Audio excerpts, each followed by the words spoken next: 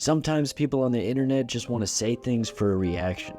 Whoever can say the most outlandish things get the most clicks, and I get it.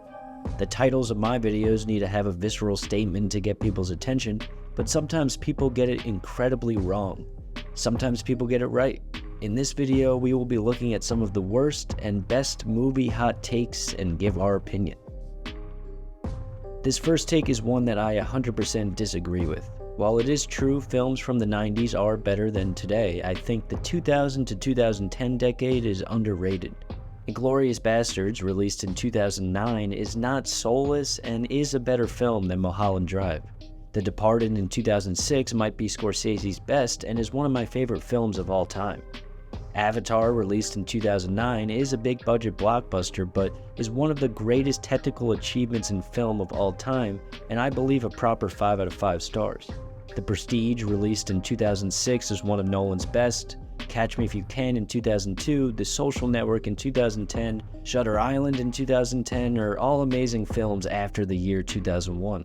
To address the last part of that comment, in 2008 we got the greatest superhero movie of all time in The Dark Knight, and while I agree superhero movies have done damage to the type of movies studios agree to make, I still think there have been better films than Mulholland Drive made post-2001, and no offense to David Lynch.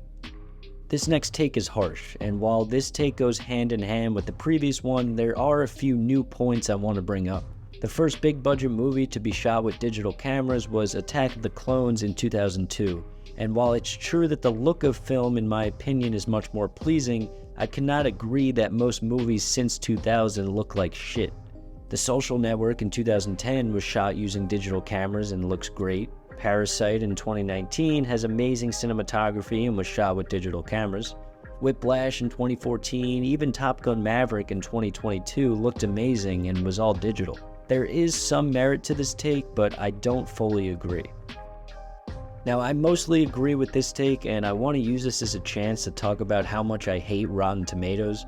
I know that technically it's just a culmination of reviews and that the number is an average for each review, but I don't like it. Interstellar, which is my second favorite movie of all time, has a 73% score on Rotten Tomatoes, while Barbie has an 83%. Now, as much as the entire Barbie community has constantly glazed this film and with the woke undertones, I actually don't think this movie is that bad. But to say it's a better film than Interstellar is insane.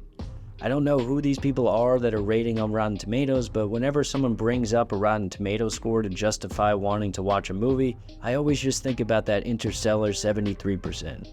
I like this take.